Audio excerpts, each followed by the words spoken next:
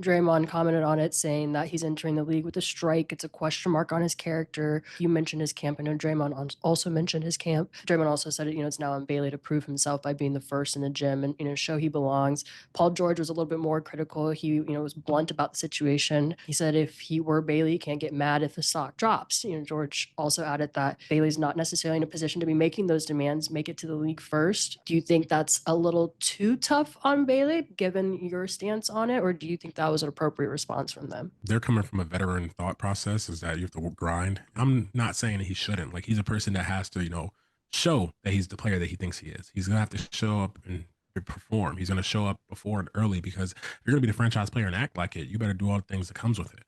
So I think they're coming from that stance. In my opinion, he's in a different position than they were at the time when they were younger too. Like you got to think, like Draymond was in the second round, PG was 13th pick. So like it's a different scenario, especially in terms of like he was a top three, top five considered prospect. And he's just like, you look at Eli Manning and those guys of the past, people try and control their destinies all the time, but they also came out of it and performed.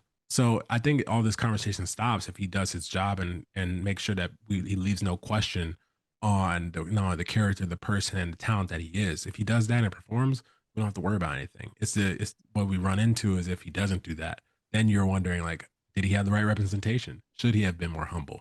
Low arrogance is never gonna hurt nobody if you're, that guy.